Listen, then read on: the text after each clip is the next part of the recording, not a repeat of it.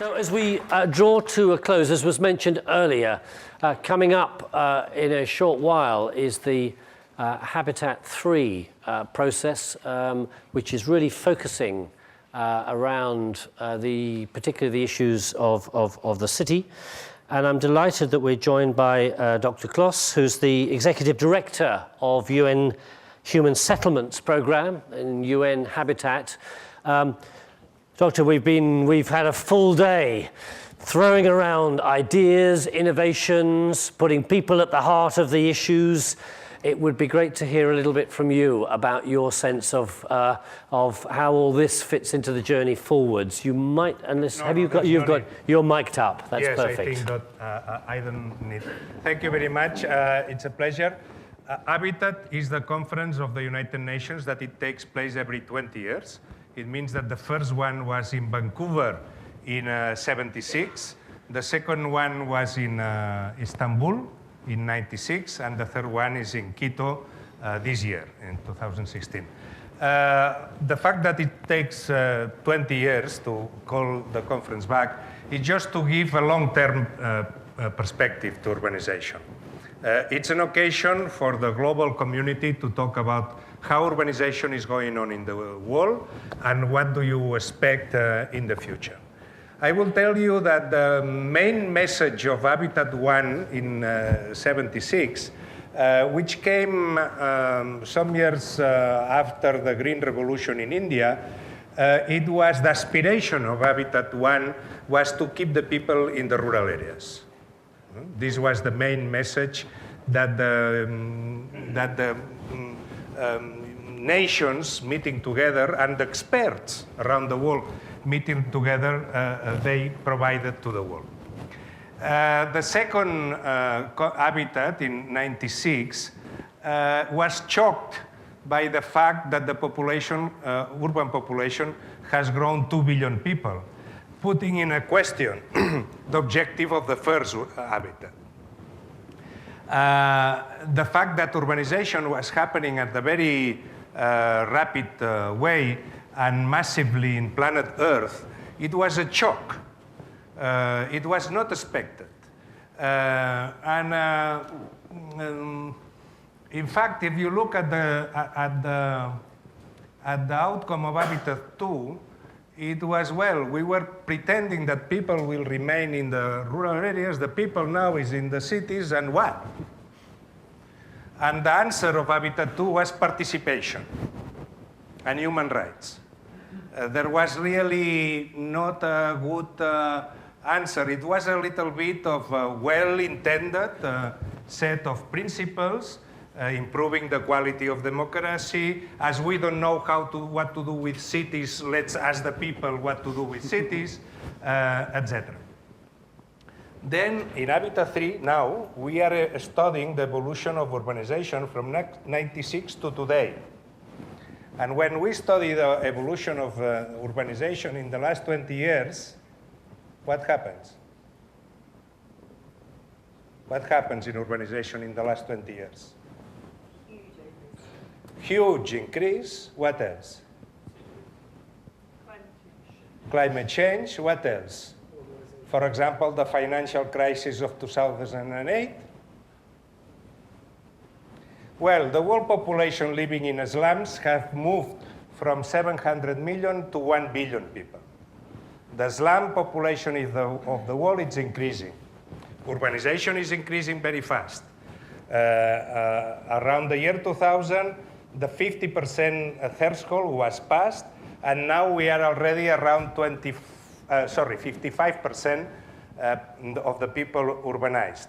But taking in account that the world population is increasing, because now we are at what is the world population now? 7 point, how many billions? A little bit more, billion people. And we expect, the projections say that we are going to reach 10 billion before the flattening of the famous sigma curve of population. 10 billion. But of these 10 billion, 70% are going to be urbanized. That means that the world urban population is supposed to be 7 billion. And what is the current world population urbanized today? 54%. No, how much? How many? 7 billion. No. The urban population now, if it's 50% of 7.4, how much is it? 3.7. 3.7. That means that we are going to nearly double the urban population of the world in 50, 60 years. Double the urban population. Whatever has taken the humanity 10,000 years to urbanize 3.7 billion people, it's going to double in the next 60 years. What is the model of urbanization prevailing now in the world? Which kind of form is urbanization? If a slum population is increasing, it's meaning that the form, the majority form of urbanization, it's wrong. We are in a planetary crisis. The model of urbanization is wrong. It's not adequate for the needs of the planet. You mentioned climate change, but not just for climate change. The reason why the urbanization is in crisis is not climate change only, because lately it seems that everything is climate change. No, there are other reasons. For example, if you look with a certain depth on what happened in the Arab Spring, remember that the conflict, the war in Syria, was originated in the Arab Spring. Huh? You remember that? You link the two things? Huh? The revolution, first in Tunis, then in Egypt, then back to Libya, then, and suddenly to Syria. Hmm? The revolution of the Arab Spring was a movement of the young urban unemployed. You remember the beginning of the Arab Spring? It was in Tunis, in the capital, because somebody just burned himself, and then the youth, the unemployed youth, just exploded, and out of that, a huge wave of social change, and then it came the reaction of the political regimes of those countries, and they intervened, most of them authoritarianly, and suppress the revolution, and well, war, etc. Then the reason why current urbanization is not very good, and not only in climate change, is because the current model of urbanization, it produces a social pathology, which is a huge accumulation of poverty, new urban poverty. In sub-Saharan Africa, 65% of the population, urban population, lives in slums. 65% of the urban population in sub-Saharan Africa lives in slums. That means that if one day the sub-Saharan population reacts in the same manner that it reacted in Tunis, we will have a little bit of a headache, huh?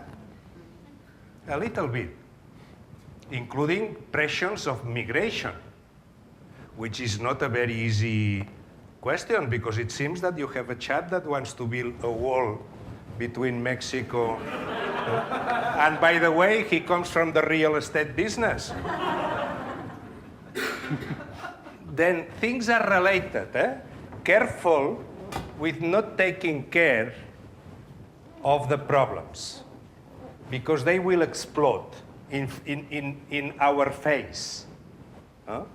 And I think that this is the big question that we want to talk in this Habitat 3. And from your side, innovation and technology and BITS, we would like to see if you can provide inputs that relate to the problems that we have. That would be fantastic. Because the problem that we face, it's a very peculiar one. The huge last wave of urbanization has been China. China has done 500 million people moving to cities in 30 years. And it has created a huge wealth with a lot of, by the way, externalities like contamination. But in general, it has been a very, they are very happy about their urbanization. The problem that we have is that China is the last model of urbanization that we know of what we consider classical urbanization. And for us, classic urbanization is industrial urbanization. When a country industrializes, it urbanizes. And we know more or less the science of making cities in relation to industrialization. The problem is that now that we have a new wave, a new era of urbanization, which is urbanization in poor countries without industrialization. And this is the case of Africa, and this is the case of other parts of Asia. And this is the biggest problem that we are facing, because as more or less we know how to create cities with industrial jobs, people having industrial jobs, what it becomes very complex, and we don't have still the social tools, is to create cities of the post-industrial period of our society. And this is the real challenge that we are facing. Because we have seen the first Arab Spring, but we wouldn't like to see much more conflicts like that emerging on other parts of the world. And I think that this is the topic that, in terms of planetary vision, it's occupying our minds now. How we, in the forthcoming 20 years, we need to address that. And at the same time, we need to address the climate change. And of course, the current model of the urbanization of the developed world, it's totally unsuited for the climate change. The consumption of energy per capita in these cities, it's tenfold of the consumption of capita in developing world cities, tenfold. And by the way, is not decreasing. Is not decreasing. Even with the efforts that we mayors do to do recycling, to do biking, to do whatever, to do isolation, to protect the buildings, the total energy consumed, it's increasing, not decreasing. Do you agree with this information? Or is somebody that wants to challenge this information? Then, the energy consumption is increasing, not decreasing. This is why in the conference in Paris, we said that first we need to stop the increase, and then we need to label down, and then we need to reduce the figure to the figures of the beginning of Industrial Revolution in order to comply with the expected models that will preserve the ecosystems. For every energy that we save in 200 buildings, doing a new isolation system, recycling system of the energy, only in one hospital, installing one MRI machine, we recover the same level of energy expenditure. Okay? Then the transformation that is needed in the developed world is not a minor adaptation, a little bit of here, there, a lot of people engaging in very festive planting trees in the garden. It's a more radical one. It's a much more radical one.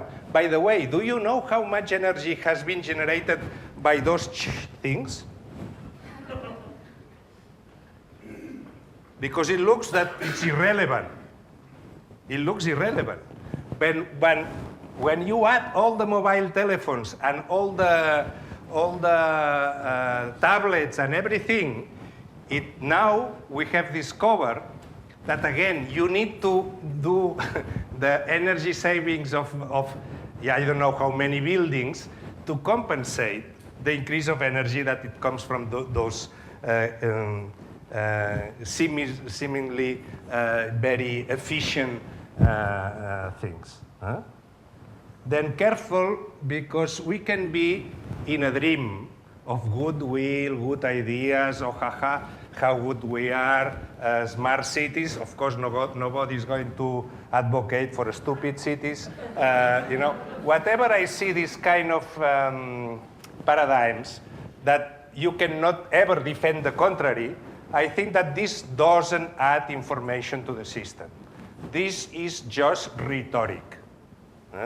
Because we need to understand, analyze the issues, and then to find new solutions. And we don't know where these solutions are going to come. I don't know if it's going to be bicycles of 3 wheels. I don't know, and it's irrelevant. The important thing is to face really with objectiveness the challenges of our time. And the challenge of our time is social and employment.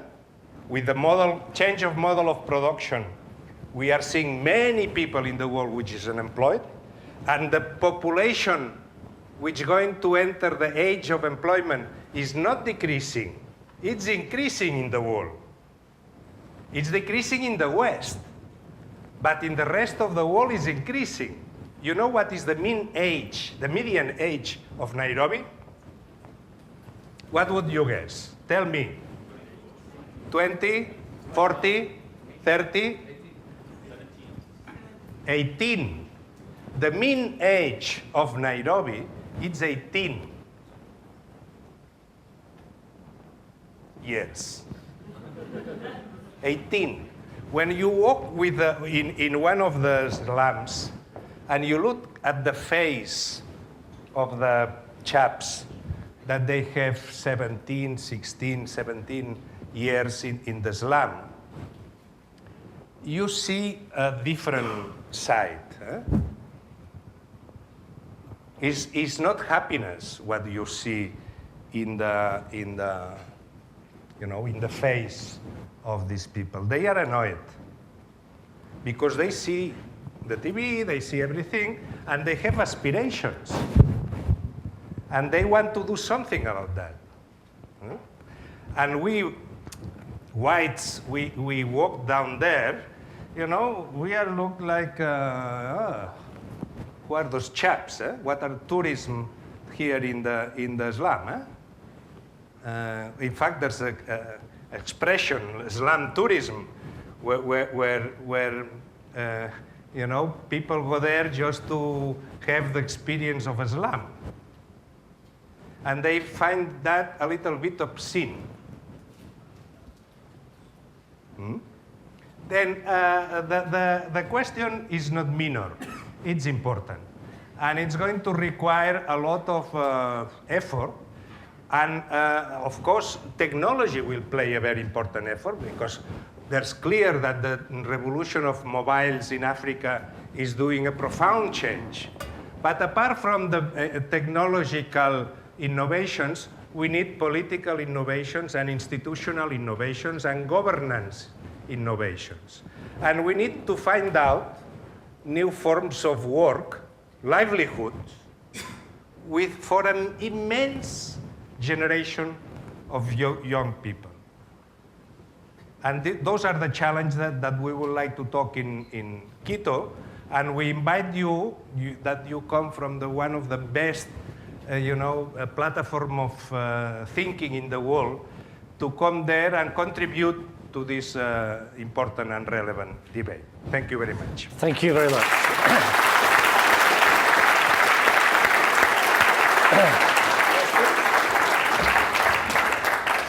Thank you very much. Some salutary remarks, but important because it makes us focus on what the priorities are in terms of our thinking. We're almost out of time, but I've just got time for a couple of questions. If anyone just wanted to push back on something or just offer an observation on what you've heard. Or I think there may be, yeah, just right at the front. Have I got a microphone person that's going to zip around like a, yes, cometh the hour. We're flexible. Here we are, there's one here. That's perfect. Number 4, come in number 4. Okay. You are? Dawood Rubin from Con Pedersen Fox.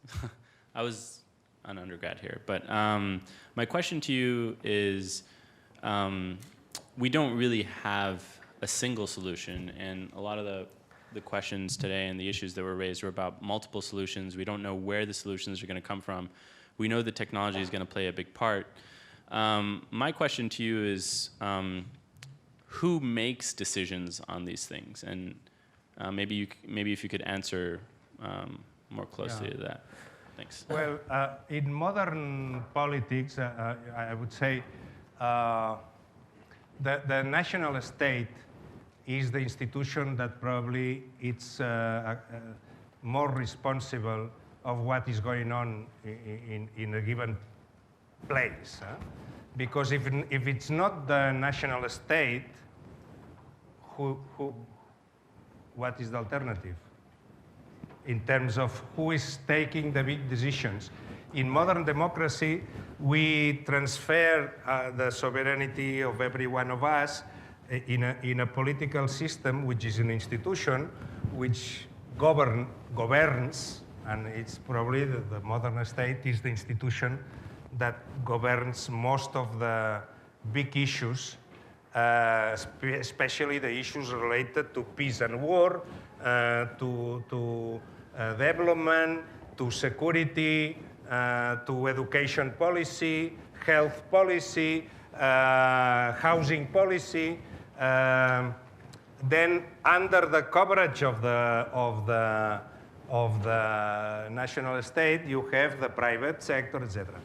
A more conspirative theory would say that the multinational corporations, they have overtaken the power to the state, and now the multinational corporations, they have more power than the state. But I think that, yes, as there's no a governance system of the multilateral, multinational corporations that we know, that the conspirative people, they say that they meet together in certain places and they take decisions. But could be, I don't know. But this is not a workable functioning. Right. Then politics, elections, and choosing a government that it's going to govern the country, it's still relatively important. Okay, these are big issues. I'll take one more, and then we do have to draw to a close. Yeah, there'll be there we are. Thank you very much for your thoughts. My name is Gray McCune. I'm an MBA student here at MIT Sloan. And my question is about the unemployment, especially focused on younger people, of which I am one.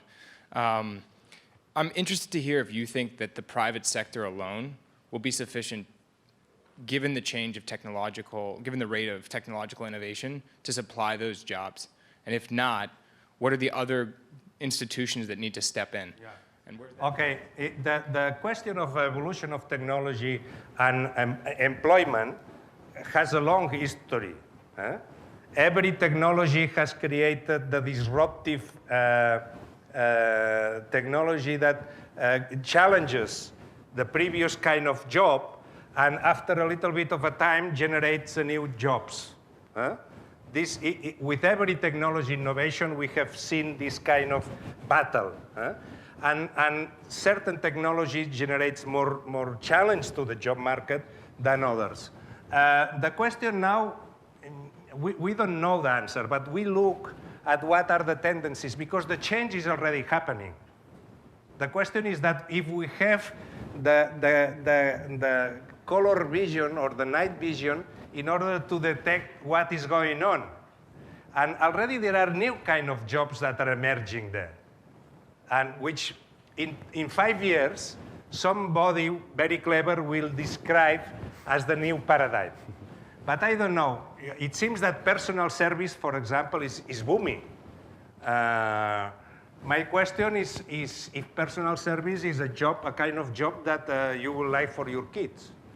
There's another kind of jobs, tourism, mobility, travel, which is booming around the world. It seems that now we are approaching 12% of the world jobs related with tourism and mobility. Means that in a current lifespan of a person like our level of GDP, we travel all the 5 continents in the world. As our parents, or great parents, they were always confined to one continent. I don't know, the game industry, what do you call it? The video game industry. It seems that in many parts of the world is generating a huge booming number of people employed. Entertainment then could be another source of employment. But all that is very relevant because it means that our future society and our future cities are going to be influenced by the model of production, as our current cities were based in the industrial model of production. Right. Thank you very much. Dr. Clos, thank you very much indeed for your thoughts. And